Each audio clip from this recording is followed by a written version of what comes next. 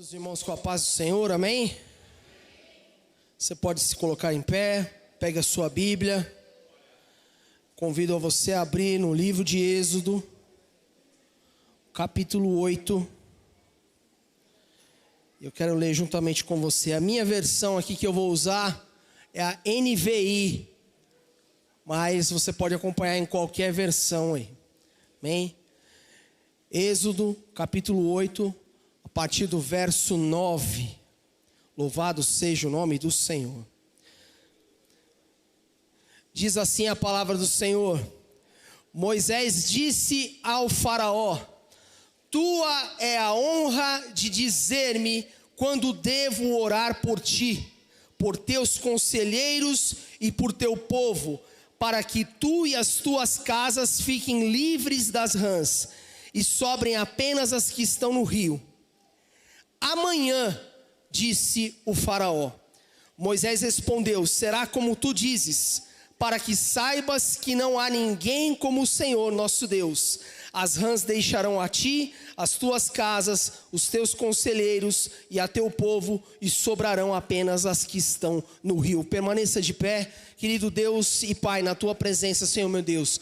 Nós te louvamos e te adoramos, ó Pai, pela porção da tua palavra, ó Pai, lida, Senhor, que ela possa, ó Pai, penetrar, ó Pai, as juntas e medulas, ó Pai, atingir, ó Pai, até o coração, ó Pai, do homem, ó Pai, para mostrar, ó Pai, o quanto, ó Pai, nós precisamos de ti, ó Pai, o quanto nós somos imperfeitos, ó Pai, e o quanto a tua palavra tem poder, ó Pai, de transformar, ó Pai, e de salvar o pecador, ó Pai. Fala conosco, ó Pai, anula, Pai, toda a carne, todo o sangue, mas que somente o teu Espírito Santo possa falar nesta manhã. É o que nós te pedimos em nome de Jesus, amém. Pode se assentar. Glória a Deus. Nós vimos aí um trecho do vídeo que foi passado na escola bíblica a respeito da palavra de Deus, a respeito do poder que ela tem de transformar, de causar mudança, né? E hoje não poderá ser diferente, porque o que nós viemos dizer aqui não foi a respeito, né, de nada pessoal meu, apesar de eu tentar viver a palavra, que você veio não para ouvir o homem, você veio para ouvir a palavra de Deus, né? E é a palavra de Deus que nós lemos, e o que a palavra de Deus trouxe o tema para esta manhã é: não deixe para amanhã. Moisés, então, na segunda praga do Egito, a praga das rãs, chega a Faraó, o governador do Egito, e diz a ele: tua é a honra de dizer-me quando eu devo orar por ti. Está nas tuas mãos, Faraó. Está nas tuas mãos a vida de toda a tua nação. Você vai escolher quando é que essa praga vai cessar. Você vai escolher quando é que todo esse problema vai terminar. Diga agora. E Faraó vira e diz para ele: amanhã. Você pode orar por mim amanhã. Pode acabar com essa praga amanhã. A resposta esperada para qualquer um na posição de Faraó seria imediatamente. Porque quando algo te tira a paz, você quer resolver imediatamente. Talvez se Faraó tivesse noção do quadro completo, não sabendo ele que ali haveria apenas de estar começando as pragas, haveriam outras ainda piores que estavam por vir, e uma maior do que a outra, até que culminasse então na morte dos primogênitos. O pastor Edson pregou quarta-feira, né? Só que o Senhor já tinha tratado comigo também, viu, pastor Edson? Então esse gancho aí não foi intencional, foi o Espírito Santo de Deus.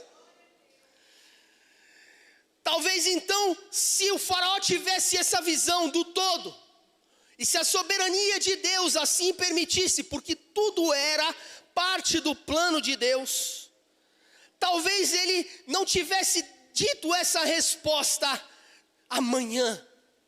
deixe para depois.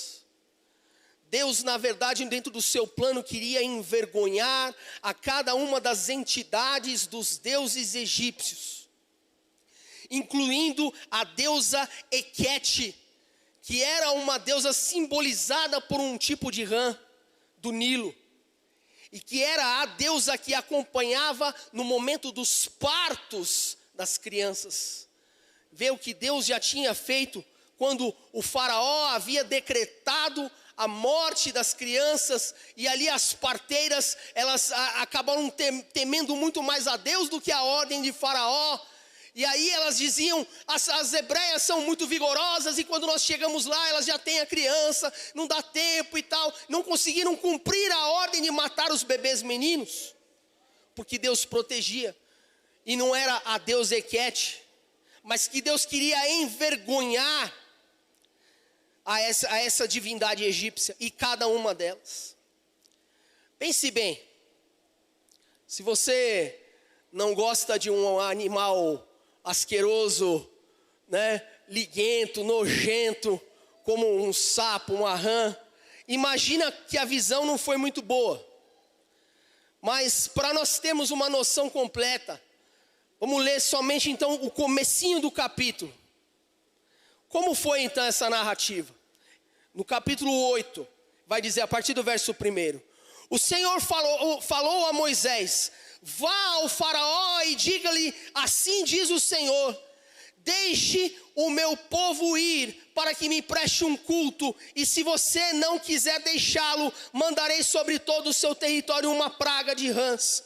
O Nilo ficará infestado de rãs, elas subirão e entrarão no palácio, em seu quarto, até em sua cama, e estarão também nas suas casas, nas casas dos seus conselheiros e do seu povo, e dentro dos seus fornos e nas amassadeiras. As rãs subirão em você, e em seus conselheiros e em seu povo. Imagina você tentar achar um lugar para colocar o pé no chão, e aonde você pisar, você escorregar numa rã.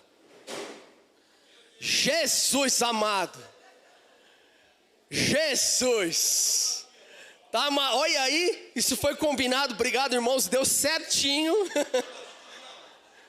É uma coisa, meu Deus. Agora você sentiu o drama, porque eu senti também, fiquei preocupado, achei que eu tinha pisado em alguma aqui. Jesus, meu irmão, que visão terrível, você pisando numa rã e escorregando em cima de rã. Vai deitar na cama, tira as cobertas e tem um monte de rã lá em cima. Vai no banheiro, tem que tirar as rãs de cima da privada. Meu Deus. Meu irmão, por mais que de repente você não tenha nojo, você fala assim, não, eu encaro. Você abriu o forno para assar um pão e a rã tá lá. Quando você assa, né, assa pão, literalmente, né, assa o sapão junto, né. Misericórdia. E isso terrível, imagina o cheiro, imagina a imundícia do animal para todo lugar. Mas Faraó, com o coração endurecido, quer mostrar a todos que ele é o rei do Egito, e que apesar da situação estar caótica, ele mantém a pose. Apesar da situação estar claramente fora do seu controle, ele não se abala, não move um só fio da peruca, né? Porque afinal de contas ali no Egito, eles raspavam o cabelo todo e usavam peruca, porque ali é um lugar de infestação de piolhos, e o piolho depois vem na sequência, né? Mas na verdade, além do normal, ele queria mostrar, o faraó, que ele tinha o domínio. Podemos também interpretar uma situação de comodismo, de conformismo, de procrastinação. E quantos ainda hoje vivem a história do amanhã, deixa para depois, ainda é cedo, sou muito novo, ainda preciso curtir a vida, tenho muito ainda o que fazer, deixa para amanhã, porque assim como o faraó não sabe o que vem amanhã. Para outros não, em determinadas situações o tempo é urgente, o tempo é desesperador, e eu quero convidar a você para ler no Evangelho de Marcos, no capítulo 5, ver o contraste dessa situação em que nós vimos primeiro. Marcos 5, 21, diz a seguinte narrativa: tendo Jesus voltado de barco para outra margem, uma grande multidão se reuniu ao redor, enquanto ele estava à beira do mar. Então chegou ali um dos dirigentes da sinagoga, chamado Jairo. Vendo Jesus, prostrou-se aos pés e lhe implorou insistentemente: minha filha está morrendo, venha por favor e impõe as mãos sobre ela, para que seja curada e viva. Jesus foi com ele, com uma grande multidão o seguia, e estava ali certa mulher que havia 12 anos vinha sofrendo de uma hemorragia, e ela padecera muito sobre os cuidados de vários médicos, e gastara tudo quanto tinha, mas em vez de melhorar, piorava. Quando ouviu falar de Jesus, chegou-se por trás dele, no meio da multidão, e tocou o seu manto, porque pensava: se eu tão somente tocar em seu manto, ficarei curada. Imediatamente cessou a sua hemorragia, e ela sentiu em seu corpo que estava livre do seu sofrimento. No mesmo instante, Jesus percebeu que dele havia saído o poder, virou-se para a multidão e perguntou: quem tocou em meu manto? Responderam os seus discípulos: vês a multidão aglomerada ao seu redor e ainda perguntas: quem tocou em mim? Mas Jesus continuou olhando ao seu redor para ver quem tinha feito aquilo. E então a mulher, sabendo que lhe tinha acontecido, aproximou-se, prostrou-se aos pés e, tremendo de medo, contou-lhe a verdade. Então lhe disse: filha, a tua fé a curou, vai em paz, fique livre do seu sofrimento. Enquanto Jesus estava falando, chegaram algumas pessoas da casa de Jairo, o dirigente da sinagoga. Sua filha morreu. Disseram eles: não precisa mais incomodar o mestre. Não fazendo caso do que eles disseram, Jesus disse ao dirigente da sinagoga: não tenha medo, tão somente creia. Em outra versão diz: não temas, crê somente. Diga comigo: não temas, crê somente. E não deixou ninguém segui-lo, senão a Pedro, Tiago e João, irmão de Tiago. Quando chegaram à casa do dirigente da sinagoga, Jesus viu um alvoroço, com gente chorando e se lamentando em alta voz. E então prostrou-lhes e disse: por que todo esse alvoroço e lamento? A criança não está morta, mas dorme. Mas todos começaram a rir de Jesus. Imagina a cena, as pessoas rindo do mestre.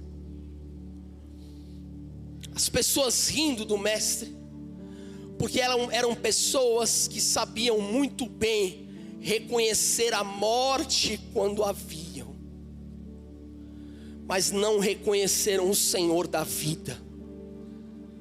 Sabiam reconhecer que a criança estava morta, mas para Jesus ela somente dormia.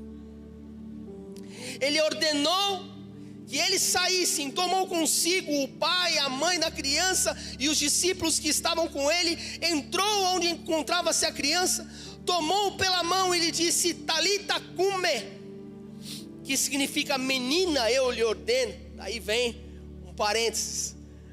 Talita é menina em aramaico. Hoje em dia é nome de gente, né?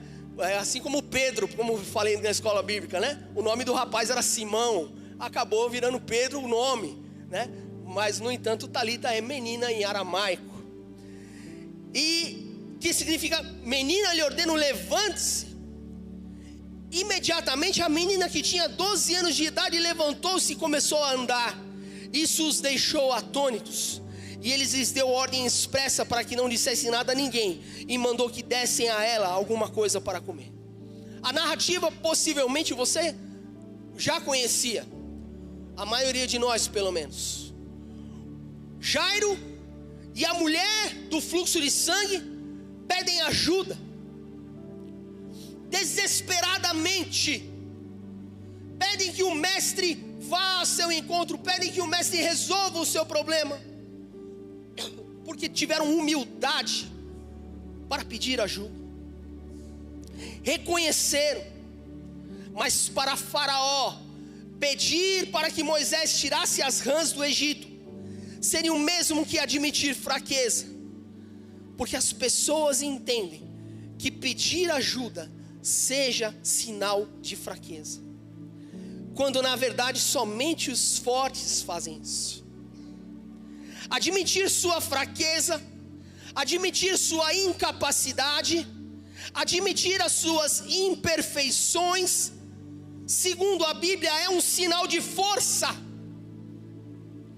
Como diz o apóstolo Paulo em 2 Coríntios 12:10: por isso, por amor de Cristo, regozijo-me nas fraquezas, nos insultos, nas necessidades, nas perseguições, nas angústias, porque quando sou fraco, é aí que sou forte.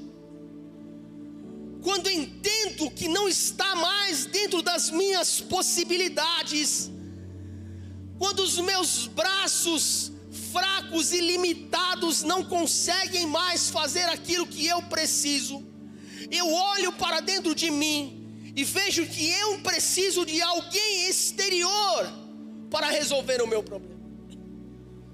O apóstolo Paulo entendia que era nessa maneira, fraco como era que o Espírito de Deus concedia a ele a força sobrenatural. Jairo vai então em direção a Jesus, num ato de desespero, procurar o mestre. E ele era um dirigente de uma sinagoga, ele poderia ser julgado pelos fariseus, por tantos homens apontando o dedo para ele: por que você vai buscar esse homem? Por que você vai atrás desse homem, esse agitador, esse homem que quebra as leis segundo eles?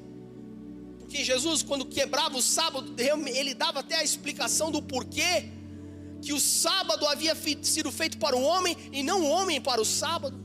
Estudamos hoje na escola bíblica de manhã também a respeito desse tema, de coisas que Deus introduziu em nosso meio hoje, que até o mundo secular copia porque entende como funciona. Mas Jairo poderia ser julgado, sofrer sanções por este ato. Só que nada mais importava quando estava em jogo a vida da sua filhinha. Nada mais importava quando aquele que ele amava tanto estava à beira da morte. Aquele homem estava disposto a jogar para cima, para o alto, onde quer que fosse, qualquer tipo de reputação para com os judeus. Era o desespero daquele homem, era o desespero daquele pai. E quando a gente se coloca no lugar de um pai, principalmente quando a gente se torna pai, meu Deus, né? Haja vista aí, ó. O Rafael deve estar lá fora, né? Olha lá o Rafael lá na porta lá. Vai falar qualquer coisa da filhinha do Rafael. Se coloca no lugar de Jairo aí, Rafael. Pronto, o Rafael já acabou, já desagou. Mas não é só ele, qualquer pai é assim. Quando a gente se coloca no lugar de alguém que a gente ama, que a gente vê que o sofrimento é tão grande, estamos dispostos a fazer loucuras pelos nossos filhos. E a mulher do fluxo de sangue, que não poderia sair em público, porque era impura, e conforme a lei de Levítico 15, tudo que ela tocasse ficaria impuro, deveria estar isolada. Como alguém ousa assim tocar em um homem santo? Isso o tornaria impuro de acordo com a lei. Mas não é a impureza dela que atinge Jesus, mas o poder de Jesus que atinge aquela mulher. Imagine então o desespero de Jairo ao ver que a mulher do fluxo de sangue deteve Jesus no meio do caminho. A mulher precisava de ajuda, mas a sua filha também. O tempo é urgente, o tempo é desesperador. E não é, Jesus, passa amanhã lá em casa. É, venha depressa, mestre, pois a minha filhinha está morrendo. É um tempo diferente, note. Não passa mais assim, pode ser amanhã, se der tempo, se não estiver chovendo, se eu acordar bem, não perder o horário, se eu estiver disposto, se eu estiver afim. Senhor, é agora, é imediatamente. Essa mulher veio aqui no meio, misericórdia da tua vida, mas por favor, vai logo, a minha filha está morrendo. Eu preciso logo. Vem a mulher, toca no manto, alguém me tocou, poxa, mas parecia o metrô ali, a Sé, todo mundo empurrando um ao outro. Como é que Jesus fala, alguém me tocou? Mas Jesus vai dizer, de mim saiu virtude. Ela tocou diferente, ela veio me acessar aonde ela queria, e ela tocou ali, e Jesus no tecido sente o toque. Ela veio clamando com todas as suas forças, se humilhando. Eu não preciso falar com ele, eu não preciso olhar nos olhos dele. Eu até gostaria, eu sei que eu não sou digna, eu só preciso tocar numa pecinha da roupa dele, numa parte pequena. Aquela mulher toca, recebe o poder ali naquele momento, é imediato a cura. Quando olha, fui eu, mestre, tremendo de medo. Eu vim buscar uma coisa que eu não tinha direito de sair na rua, eu não tinha direito de andar aqui no meio das pessoas. Corri o risco de morrer apedrejada aqui. E vem aquela mulher e toca. E Jairo, olhando tudo aquilo, fica maravilhado por ver o poder de Deus manifestar de frente a ele. Mas então chega uma notícia: não incomode mais o mestre, a sua filha já morreu. Quem sabe aquilo tudo vai por água abaixo. Meu Deus, já morreu, então acabou. Senhor, me desculpa, eu não queria te incomodar, deixa pra lá, acabou. Só acaba quando Deus falar que acabou, meu irmão. Só acaba quando Ele disser que acabou. Enquanto Ele não disser que acabou, não acabou. Cabe a você buscar, cabe a você não esperar amanhã, cabe a você fazer acontecer imediatamente, não deixar de buscar ao Senhor, buscar hoje, buscar agora. Mas o fim quem vai dar vai ser Ele. Essas pessoas se humilharam nas suas posições. Jairo, chefe da sinagoga, se humilhou, desceu do pedestal. Eu vou ver Jesus. A mulher do fluxo de sangue venceu o medo. Eu preciso ver Jesus. Não é amanhã, é agora, é urgente. Reconheceu que em si mesmo não estava a resposta que ela precisava. Reconheceu que em si mesmo não ia conseguir resolver. E me veio esses dias aí, a Fernanda me passou a indicação de um filme, uma animação, baseado num livro. O livro chama O Menino, a Toupeira, a Raposa e o Cavalo. É a história de um menino que está perdido e acaba fazendo amizade com esses animais, com a toupeira, a raposa e o cavalo, em busca de um caminho para casa. Em um dado momento, o menino pergunta ao cavalo, que claramente era o maior e mais forte do grupo: qual a coisa mais corajosa que você já disse? E o cavalo respondeu: me ajuda. Pedir ajuda não é sinal de que você desistiu, ou de que você é fraco, mas justamente o contrário. Pedir ajuda é como alguém que diz: junte a força comigo, e a sua força junto com a minha, nós vamos levantar essa mesa, nós vamos mover isso juntos, vamos fazer tal coisa juntos.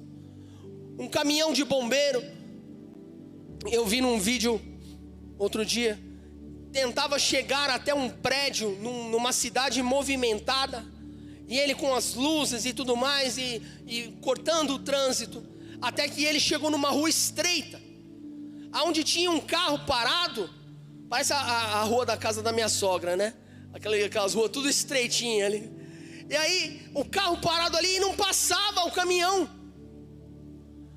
Não tinha o que fazer, não tinha acesso. E sem o caminhão próximo ao edifício, como ele ia estender a mangueira, as escadas e aquela coisa toda? De repente surge ali um grupo de 12 homens. Aqueles homens circundam o carro. E 12 homens naquele desespero levantam o carro do chão e colocam ele em cima da calçada, para que o carro do bombeiro passasse. Pessoas juntas têm o poder de fazerem coisas maravilhosas. Imagina você juntando forças com Deus em um só propósito. Quem é que pode impedir? Aconteceu também nesse mês de janeiro um fato que eu achei marcante. Infelizmente a televisão brasileira não noticia tudo esse tipo de coisa. Mas um jogador de futebol americano de 24 anos de idade. 24 anos de idade, olha só. Em um momento do jogo, ele tem aquela proteção nos ombros, no futebol americano, né? Usa aquele capacete, aquela armadura, aquela coisa toda, mas uma determinada parte ali do peito, ela não tem toda a proteção necessária. E o outro jogador veio correndo para disputar a bola e deu uma ombrada com toda a força no meio do peito dele. Ele caiu já desacordado. Teve uma arritmia cardíaca ali no meio do campo. Caiu praticamente morto. Os médicos tentaram reanimar o rapaz no meio do campo. Não conseguem sinais vitais. Ele é levado praticamente morto para a ambulância. Os companheiros todos sem ação olham uns para os outros e dizem: vamos dobrar os joelhos, vamos orar pelo Damar, é o nome do rapaz. Imagina a cena, aqueles homens enormes com os capacetes de proteção, ajoelhados no meio do campo e clamando em nome de Jesus. A comoção foi tão grande que até o jornalista Dan Orlovsky, que é âncora da ESPN Sports, disse: o que mais nós podemos fazer se não nos juntarmos a eles em oração? E esse jornalista ao vivo levantou um clamor pela vida do jogador que estava ali quase morto no campo. Pessoas desconhecidas, rivais em campo, que se atracavam uns aos outros durante o jogo, ali agora estavam de joelhos clamando ao Deus do universo. E você acha, sabe o que foi que aconteceu? Esse homem ficou internado vários dias na UTI, se restabelecendo, até se restabelecer completamente. E esta semana ele estava no estádio para ver a sua equipe jogar. A televisão em rede mundial, porque a NFL Esportes passa no mundo todo, foi obrigado a parar, porque Deus usou a boca de um jornalista. E quando viu aquela cena, todos de joelhos, ele falou: não há mais nada a fazer, seria irresponsável da minha parte se eu não fizer outra coisa que não seja clamar em nome de Jesus. Aquele homem ora e aquilo viraliza na internet. Pode procurar lá, repórter da ESPN ora ao vivo, porque nós sentimos que existem coisas que nós não podemos fazer. Existem coisas que estão além do nosso alcance. Fazemos até onde o Senhor permite, Mas existem coisas como, por exemplo, a saúde e tantas outras coisas que a gente não tem mais para onde correr. E assim como Jairo, assim como a mulher do fluxo de sangue, nós dizemos: Senhor, eu não consigo, Senhor, eu não posso, Senhor, me ajuda. O que aconteceu, aleluia. Oh, Jesus.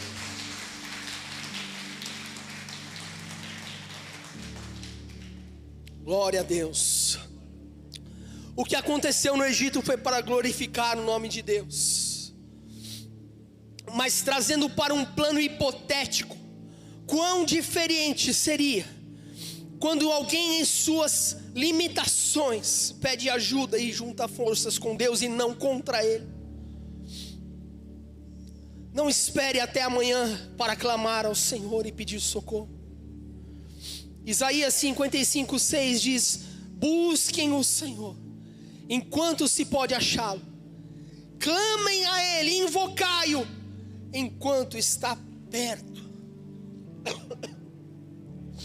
A palavra do Senhor diz em Eclesiastes 12:1: lembra-te do teu Criador nos dias da tua mocidade, antes que venham os dias difíceis e antes que se aproxime os anos em que você dirá: não tenho neles contentamento. Eu já quero pedir para o Rodrigo, para a equipe de louvor já ir vindo aqui à frente, já se preparar. Lembra-te do teu Criador. Antes, quando você tem condições, quando você pode fazer algo pela tua vida, busque ao Senhor.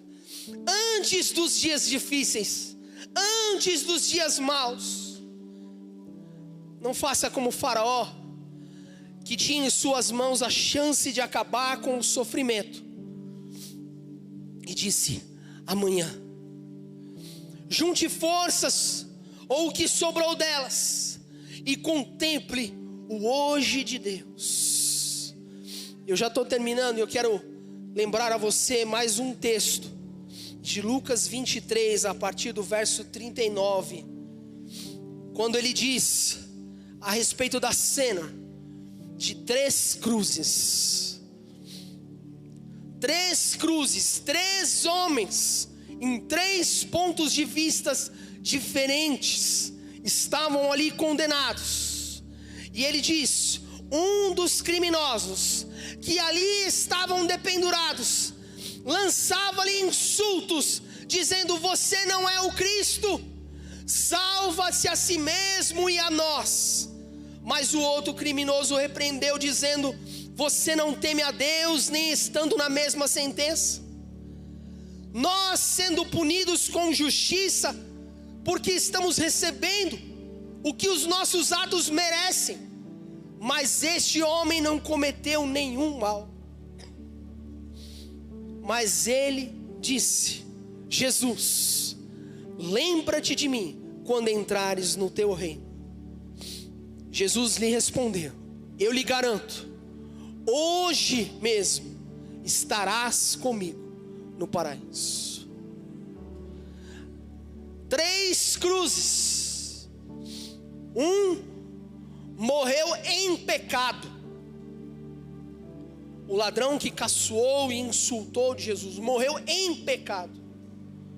Um morreu para o pecado, aquele que entendeu que Jesus era a salvação. E um morreu por nosso pecado.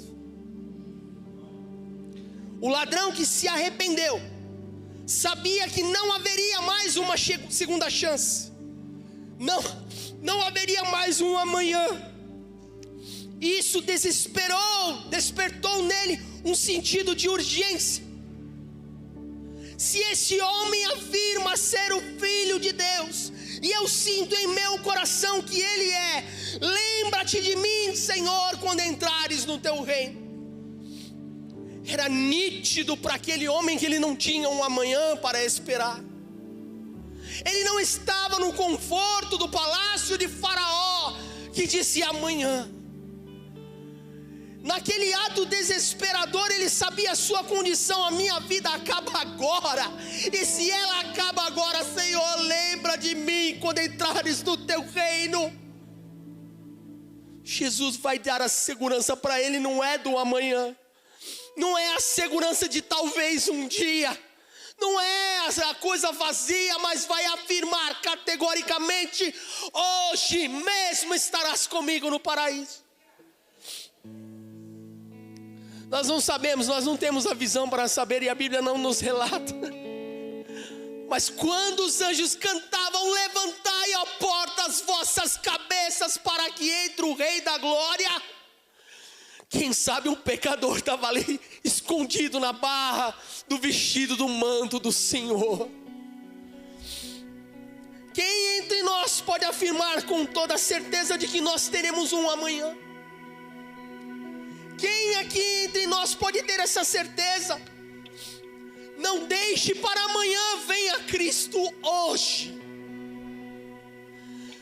Porque nós não sabemos, irmãos. Nós não sabemos até quando a nossa vida vai durar. Essa certeza de que a vida acaba hoje, o ladrão na cruz tinha. Faraó achou que tinha um amanhã, e tudo estava perdido. Que o Senhor possa fazer com que hoje, você tenha a oportunidade de se assentar à mesa da ceia do Senhor. Hoje você tem a oportunidade de examinar-se a si mesmo. Hoje você diga: Senhor, eu desisto da minha própria vida, para que o Senhor tome o controle da minha vida. Faça isso hoje, abaixe a sua cabeça, onde você está. Quem sabe você gostaria de fazer essa decisão hoje, porque você não tem, com certeza, condições de saber se você tem um amanhã. Que o Espírito Santo de Deus toque no seu coração. Ninguém aqui vai te julgar, ninguém aqui tem coragem de apontar o dedo para você, porque só Jesus pode mostrar o nosso pecado.